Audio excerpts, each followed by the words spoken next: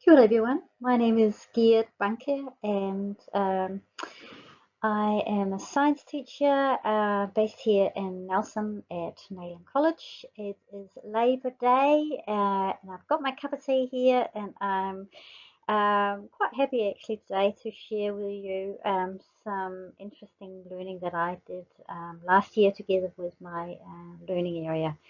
So I've been a teacher at Whanau College for quite some time now.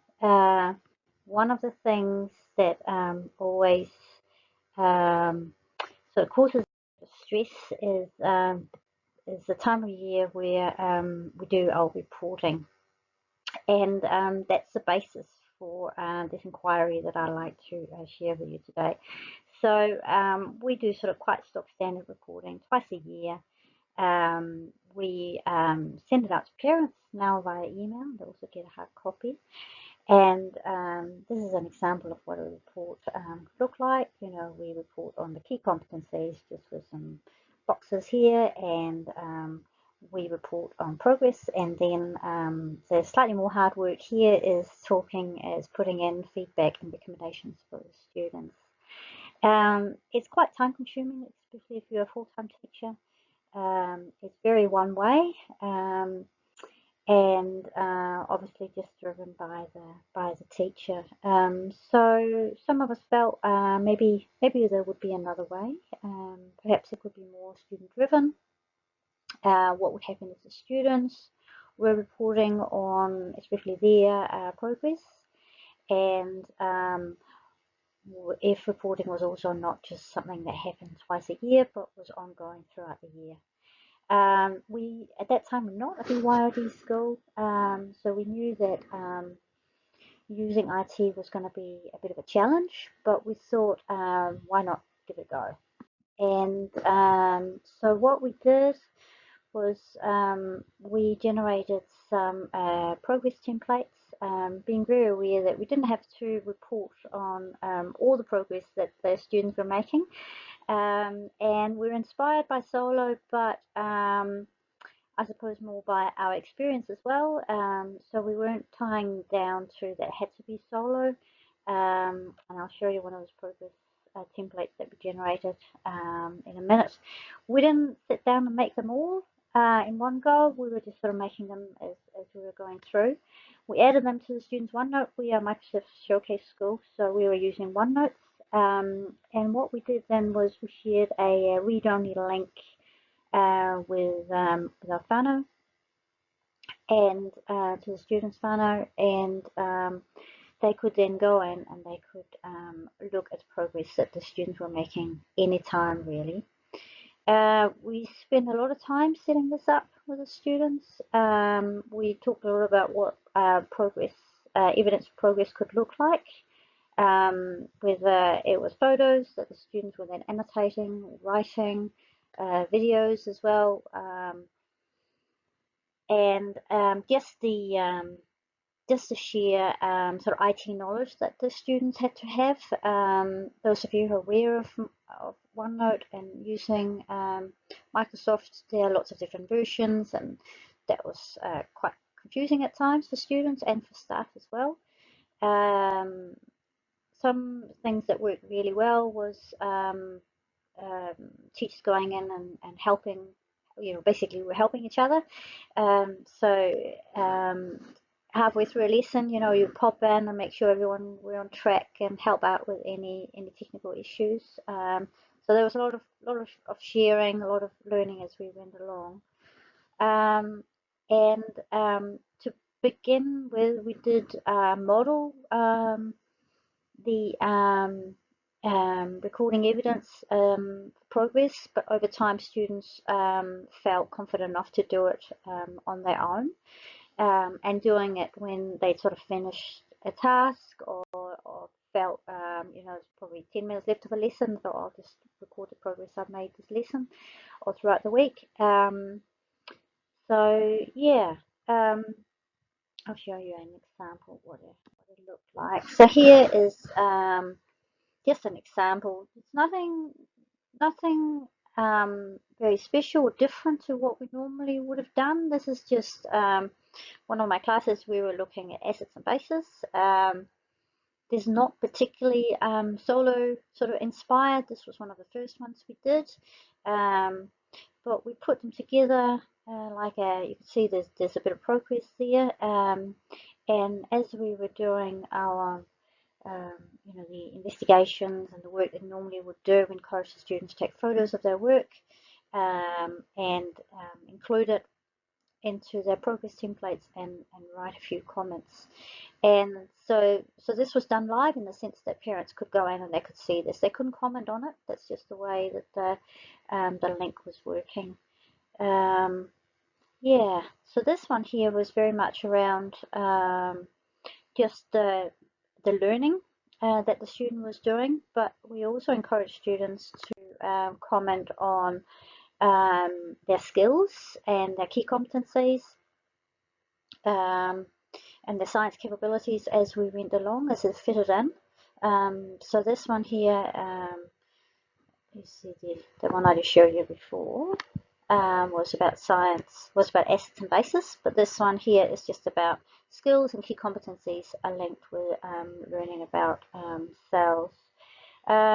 Students, as they became confident, they were quite happy to add videos as well. So the first thing to be aware of when you're using your microscope is placing one hand under here at the base and one hand up here on the. She sounds a little bit like me. She's my daughter. So she's showing the skill of using a microscope. The kids, or some kids at least, got quite into it and got really proud of their work. I'll talk about feedback later on, the feedback that we got from the students. Yeah. So the first thing to be aware of when you're using your microscope. You can stop now. I'll just move.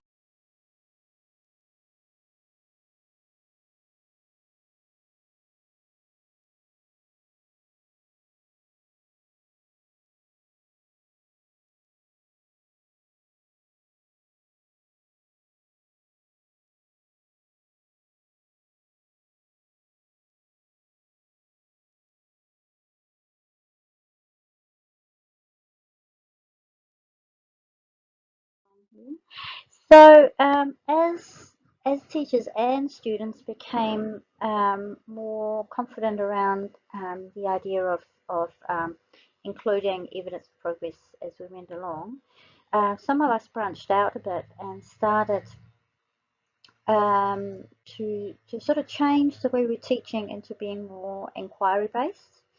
Last year, a colleague of mine generated an inquiry around why do we eat, which is a topic we always taught. But we put together, I should probably explain here, ACL at Nayland College is your learning intention and HUA is the success criteria. And basically we put the whole topic in front of the students and said you've got all these ACL and all these HUA. There was different progression when it came to the HUA. And so the student had a choice of doing about 36 different ACL right there and then. And could then, they had access to this template as a hard copy, but also in their OneNote. And as they went along, they could provide evidence for the fact that now they could, demonstrate thinking skills, their ability to analyze information. So students had a lot of choice, obviously, and they were just working at their own pace, which was an interesting exercise for everyone. With an inquiry like this, there's obviously a lot of practical skills that the students need to master, because in any given time, there are lots of different practicals going on, and students doing writing and lots of different things going on. So prior to sort of launching into it, I'd set up what's called a Flipgrid, which is another Microsoft tool that some of you might be aware of. It's where students can make little videos. So we had a couple of weeks where we were going through the practical skills required to doing this inquiry. So here's like making an onion slide, cheek cells, using microscope, but there are lots and lots of different skills. There were burning of the peanuts, they were extracting chloroplasts from leaves and so forth. So we were learning the skills without doing a heck of a lot of teaching around it. And I had an IT team who were then happy to record.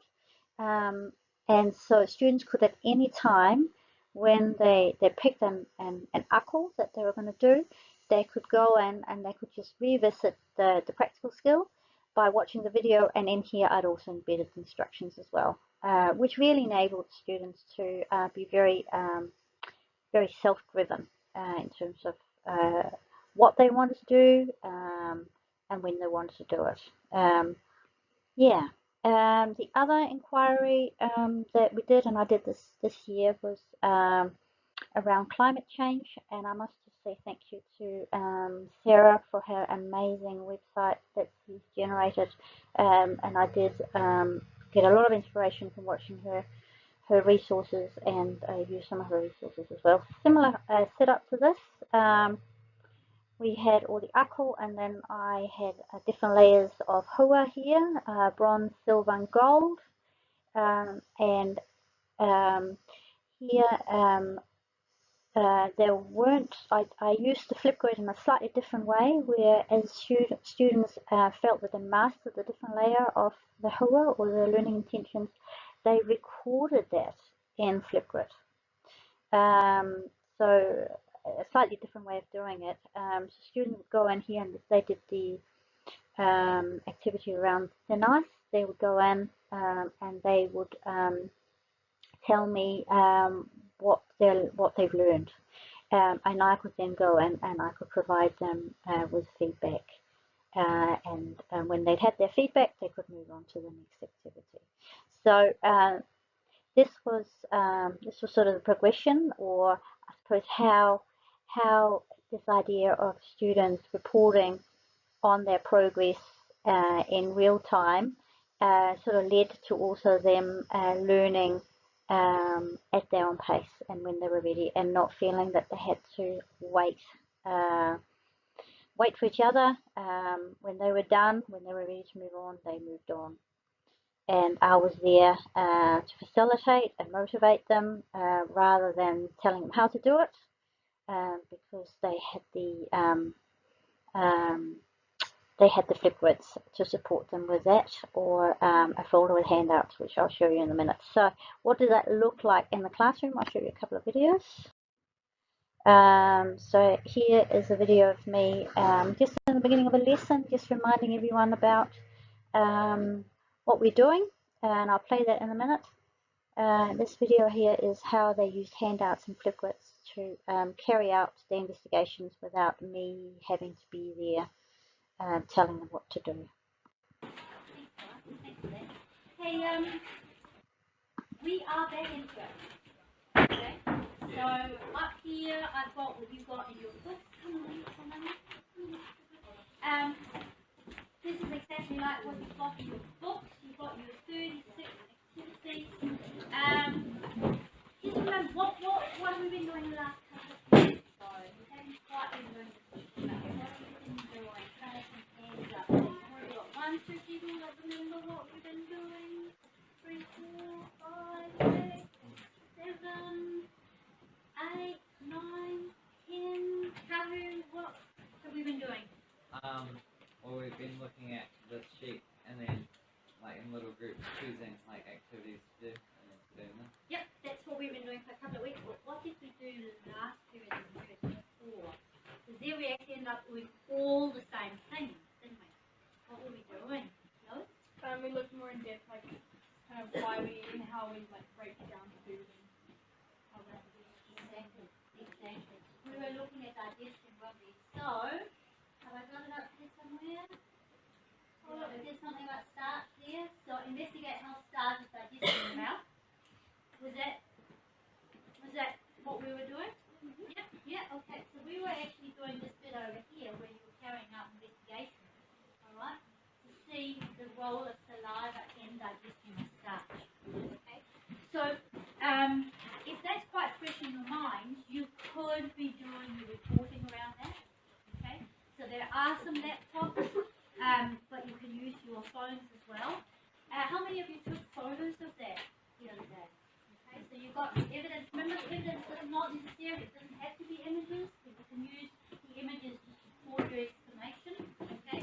you're happy just writing up what you found out, you what's other ways in which you could gather some evidence? Like you could photo in, you could do your a little paragraph about it. What else? Yeah. Put the link if you wrote a paragraph to another page. Yeah, you could put a link in. What else? That could record yourself. Absolutely. Have you got anything in your books that we recorded last time? You've got your books. You've got the worksheet, and what else? What did I ask? You've got a table. Yep. Okay, so you could take a photo of that table as well, and just explain in your own words what it means. Alright? Cool. Now, yeah, some of you have been working on up around learning about the sort of macronutrients that you're finding in a burger. Hello. You're right there? Yeah. Okay. And so I've got quite a few bits of burger, and they're all right, but they probably need to be used within the next week or so, I reckon. So if you are thinking about doing that particular apple, today could be a good start. Now remember with that one, there's quite a lot of tests you need to do. What are you testing for? Remember? Yeah.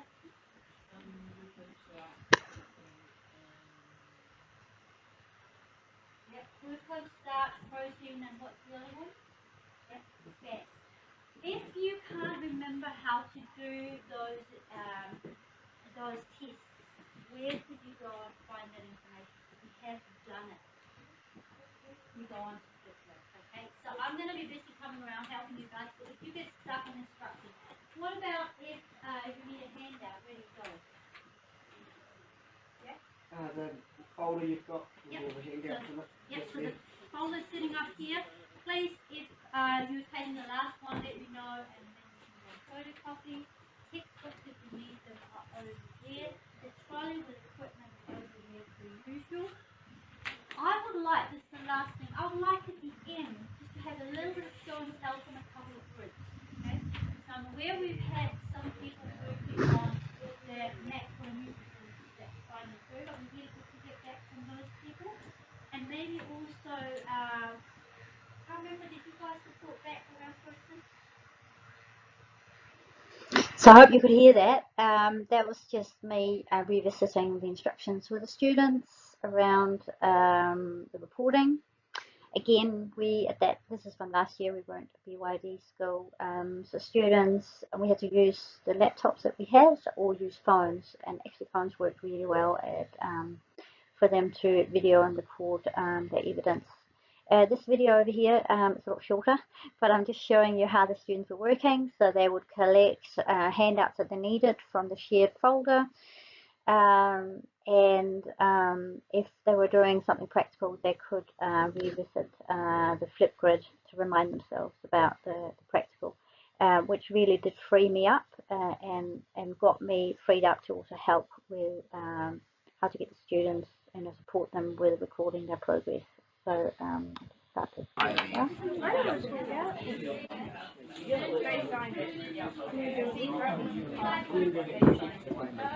Yeah, I'll take this one back. Yep. Do we even need this one today? Well, that's obviously. Yeah, we don't need it today. Okay. Is she getting it?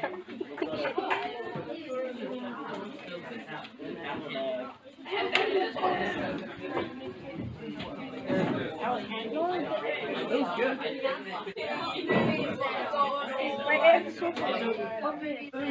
We need this one.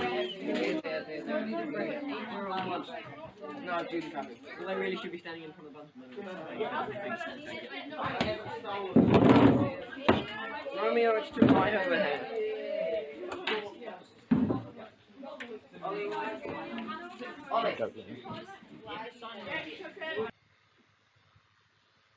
All right, so that's how my junior classrooms looked like last year, and also a bit this year, where we're doing Why Do We Eat, but also a climate change inquiry.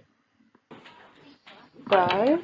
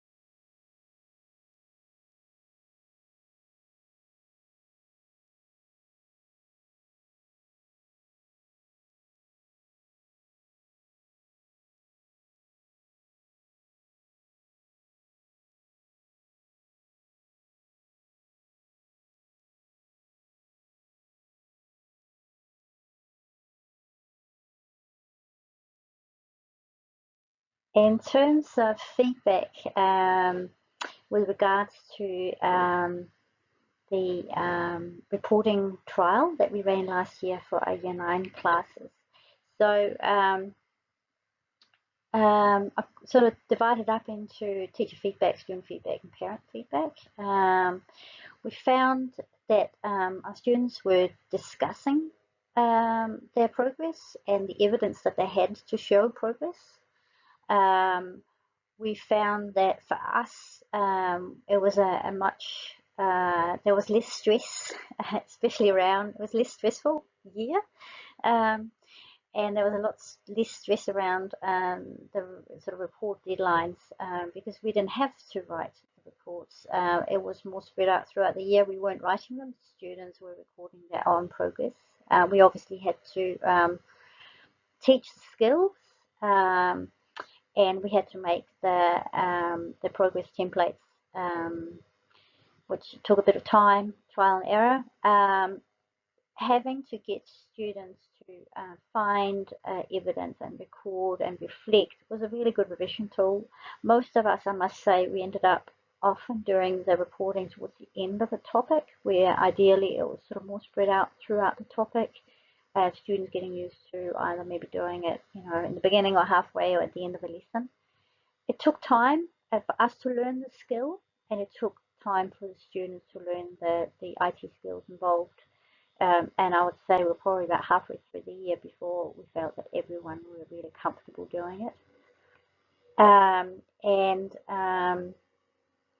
we were obviously affected by the fact that our Year 9s did not, and most of them didn't have access to laptops. We had some that we could book. Students, it was a little bit hard because the Year 9 students, they had nothing else to compare it to. But sort of talking to them, what they were telling us that when they were recording, they were at times quite surprised about the progress that they had made. Seeing them flicking through their books and sort of rediscovering what they'd learned and seeing how much progress they had made, and actually having them talking about it and what the work they'd done, what progress that demonstrated. We saw them providing feedback to each other as well. So especially under the sort of skills section, they would be giving each other feedback after practical and discuss what they could have done better or what they might do better next time. Parents, we were sending out surveys after the report rounds because the science reports were empty as such. We didn't get a lot of feedback from parents, and the feedback we did get was quite divided. Some loved it, thought it provided a really good tool for having discussions with kids about what they were doing in science and what they learned. Most parents said that they would prefer both. They wanted the teacher input as well. They didn't trust their kids in terms of them reporting on their own progress. It also required the parents to click out of the report onto an external link, and that caused some issues sometimes as well, which wasn't ideal. Yeah. In terms of senior leadership, this year's obviously been a hectic year. I haven't met, I'm meeting with them next week to present our findings. So they obviously gave us a green light to go ahead. They'd seen some of the parent feedback, but we haven't had a discussion. This year has been reporting as per usual because it's been a strange year. But already now we are looking at next year to run junior modules, which a lot of them will be more inquiry based. We're also looking at introducing solo. So like I said, we started looking at that last year at the science learning area, and we're going to change our reporting, but we don't really know what that looks like. But yeah, I'm quite excited about feeding back to senior leadership next week about what we did and see what they think, and maybe we have some influence into what reporting might look like. If you've got any questions, feedback, comments, please get in touch. This feels like a very one-way way of communicating ideas and our experience. So I'd love to hear what you think. So yeah, get in touch. I'd really like to hear from you. Thank you for listening.